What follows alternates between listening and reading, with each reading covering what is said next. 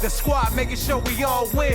Smoke a lot radio, we going all in. Zilla, I'm the host with the most smoke. Rolling up the most dope. Kato got the most jokes. Simone Taylor keep it sexy for the grown folks. I'm OG, tone low, bouncing on them gold spokes. Smoke, we the #1 podcast. Some other shows, all trash. Amber Rose, all ass. Broadcasting live from the coast. Sick committee with the jokes. Come and get your ass broke.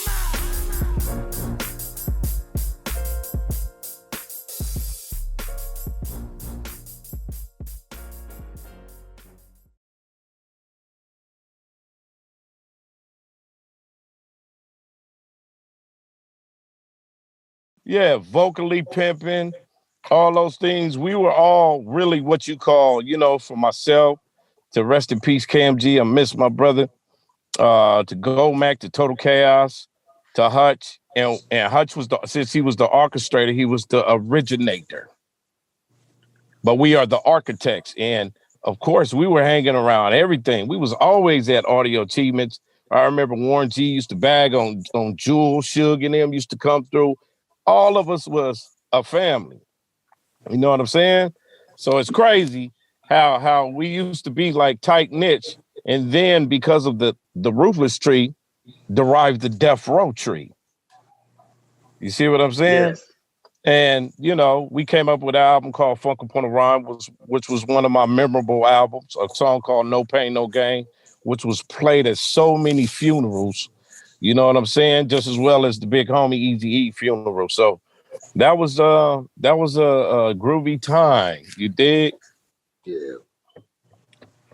That's real talk. So I'm glad you told that story, and I'm glad we just letting you land because you got a history lesson and a real story to tell. And it's like I was going to get at you about the question, but it's all in remote control. What are you jamming right now out of some of the new breed of MCs and rappers and stuff?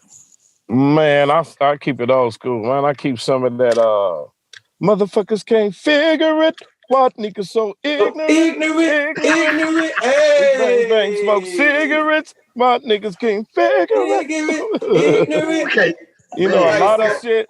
I just stay in my lane and listen to us. I love our era.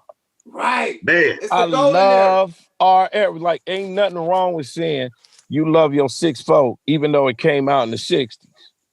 Right. Yeah. You know what I'm saying? So now it's a blessing that during this coronavirus and this hibernation, that niggas get to, our young cats get to start digging in the crates, which is the computers. Digging in the crates, and going back listening to us. Because right now, brother, I got an influx of traffic coming in. It's popping. But guess who it is? It's the youngsters. It's the youngsters sampling us now. Right. So that's a blessing. I'm gonna tell you, nigga, my son was banging Thuggish Rugged's Bone, First of the Month, all types of shit. I'm hearing banging all this little young hypey shit. He banging all the old school shit. I'm like, it's really a way for the young niggas they going back watching all the old school movie, Do the Right Thing, a House Party. They like really getting their old school game on, the youngsters. You know what I mean? Right. Period. They like a lot of youngsters ain't even watched fucking Minister Society. Like they going back watching Minister Society all the time. A lot of them don't even know Ice Cube was a rapper. He's already there yet to them. You feel me? My up in my house, my kids are seasoned. Well, your house, you of course. I'm not to get off the subject, but how did you get hook up with Nip on that joint y'all had? Man, I happen to be on some projects with Nip. You know what I mean? We always used to talk. He was always, man, I grew up on your music. I'm a fan of your music, Coke. You, Snoop, the whole shit, the whole experience at Ruthless. I mean, he really knew his history, and he was young. He was way ahead of his time. So when we did on Bullets Don't Have No Name, when we did Mr. Untouchable, which was really the start of Marathon. You know what I'm saying? And just other songs over the years, started off small before Walker had to crawl. Soaked up game from the G's. And took it up on myself to get this cheese. Man, Nip spit so cold on it that I knew, man, that he had that vernacular, that light that we all see, like Pac. We done witnessed this shit, like Eazy-E, my nigga. Like, it was just had that essence. and you know he was going somewhere, and he was very respectful. You a buster, you're a buster. You know what I mean? But he was always respectful. He respected this G. That's all I could say. He was like, man. And then he loved Sugar Free too. It's like, you know, I had a chance to talk to him, you know, because at that time Caviar was doing something a while back, about a year and a half ago or so, with Killer Twine. And he was saying like, man, take care of my nigga Coke. He said, I know you're going to do him right, OG. And then he told Killer Twine, yeah, you with the right nigga when it comes to hooks. So that was the last time I talked to Cuz, and it just like, it's crazy, man, because all of us know, from your Mac Dre's to whoever, man, it's like, it's a trip, man, to be able to, you know, experience their essence and be able to be a disciple about it. You know what I mean? Real talk. Absolutely, man. Rest in peace, Nipsey and Mac Dre, man. Hey, I want to take it back, man. I keep wanting to go back, man. Now, you go back to the Ruthless tree, and the division is called when Dr. Dre leaves Ruthless. So you say y'all used to be in the studio, everybody together, Suge, everybody. It splits up. How do you end up linking up with Dre after the split up?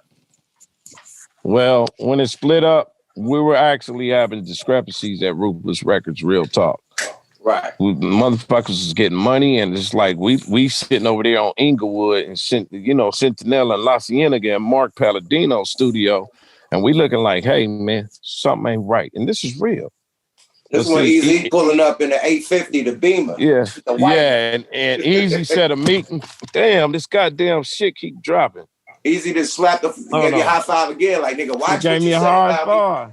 Nah, you know I always do the homie right. Easy, like watch what you say, nigga. All right, there it is. So look, Dre didn't never come to a meeting. We rekindled our business relationship because really we sat in the room with Suge, and we was like, he's gonna start the Death Row. Really Above the Law and Kokane was actually supposed to be the first people that was functioning with Death Row, but we rekindled our business relationship. Hello? Yeah, we heard it right quick. Hit it with goddamn that. Thing is hit it with that. You heard it first. Yeah, you heard it here first on Smoke Lot Radio. I'm just gonna tell you this, but we rekindled our business relationship, you know, because we heard Eric out, you know, and that was the time when Warren G brung Snoop and Nate Dogg to audition for Above the Law because Code 187 was gonna put him out. You know what I mean? But at the same time... Hold on, rewind that. Yeah. Snoop Dogg and Nate Dogg was supposed to be in Above the Law, nigga? They were supposed to be in Above the Law camp. They actually was. Oh, you heard it here first on Smoke a Lot Radio. Hey, niggas never knew that, my nigga. Dog That's can tell first. You that. That's ironic. First, his studio is right around the corner from where he auditioned. You know what I'm saying? So that's why Dog was banging G-Funk. Yeah, he was influenced. That's why Warren G said it, in his documentary, big ups to Warren G, and Snoop know what's happening, and we all know what's happening, man. Big up what I'm saying? Snoop. Yeah, and Warren. Yeah, but at that time it was a lot of shit going on. Warren G took his tape up to the party where Dre was at, and that landed Snoop Dogg and landed Nate Dogg, of course. But we were all still kicking it. But then once the breakup happened, they were so adamant on dissing Easy. And then we heard these new niggas coming along that I didn't know. They called the Dog Pound, dissing me and Hutch on Blunts and Tanqueray. Like, nigga, we ain't never did nothing to y'all. We thought he was cool. I always gave them the utmost, but I knew who was behind there. Suge was behind a lot of it. Hey, diss these niggas, go at these niggas. And we didn't pay it no mind, but then that's when the diss record I did, me and Hutch, called Don't Bite the Funk, because all of a sudden reason why we wrote that song, because we would hear our words, our style, our language, our everything. This is real story. We didn't never get credited. We didn't mind the influence, but everybody should credit everybody, just like George Clinton credit the Funk Brothers and Sly and the Family Stone. What's wrong? So we was going around, yuck, like, it left a bad taste in our mouth. And you know what I mean? Ruthless was going at them. They was going at us. It was some gangster shit behind the scenes going on. They was for their squad. We was for our squad. But then Snoop told me one time, he said, nigga, even though we was dissing each other, we was still in Japan playing no pain, no gain, my nigga. And I was like, so because they knew it was some bullshit behind it, but so be it. And it was crazy. Easy didn't really want to diss Dr. Dre so much because he was getting money, but after he was just like, boom. You know, he still had Dre under contract, so he was getting his. Right. So it was like, nigga, what? I ain't trying. You know, Easy was gangster with it. I ain't trying to fuck up the money. Yeah, but it was about the integrity too. Like, nigga, you just gonna keep. That's how we was saying to him. And then some incredible records that happened to be diss records from Death Row to our side, man. Them were incredible times right there. You feel me? Yeah.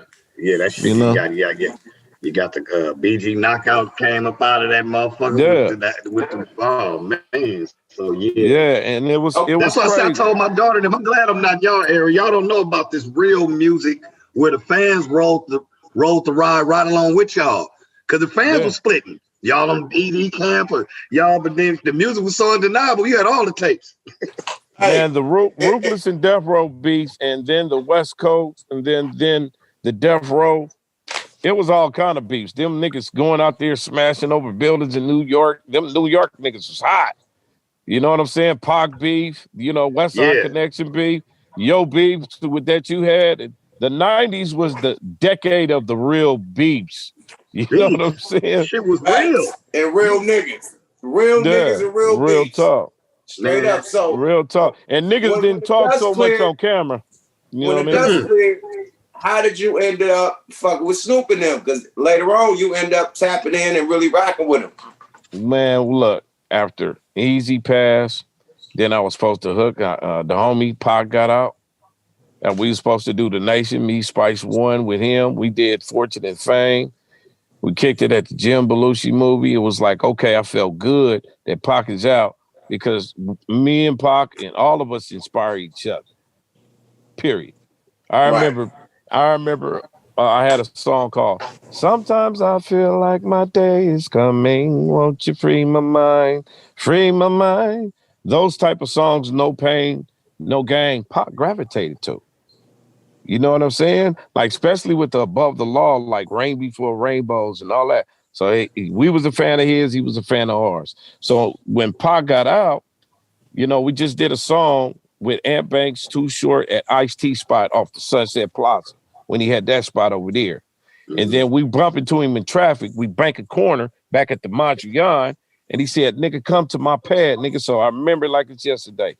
He lived off Sherman Oaks in the Valley. Boom, we go to his spot, and I'm on the piano playing Sometimes I Feel Like My Day Is Coming. And then bling, bling, Quincy Jones' daughter is calling. So this nigga Pac on the phone arguing with her, like, man, fuck that. The Outlaws is there. He said, let's go to Can-Am and do this song called Fortune and Fame, man. So that's where that came out.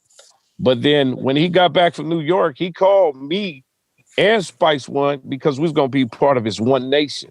He even said it in interviews.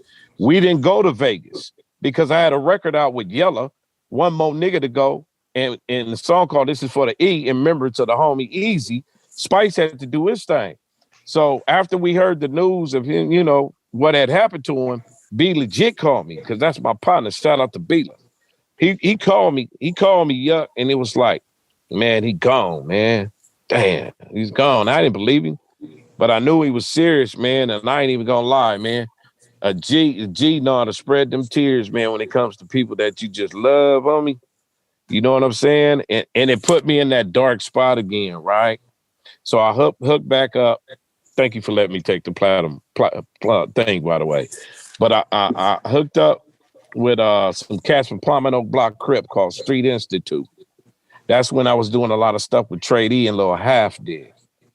And then eventually, after a year, we put out a remix on Volume 10, Pistol Grip Pump at Street Institute.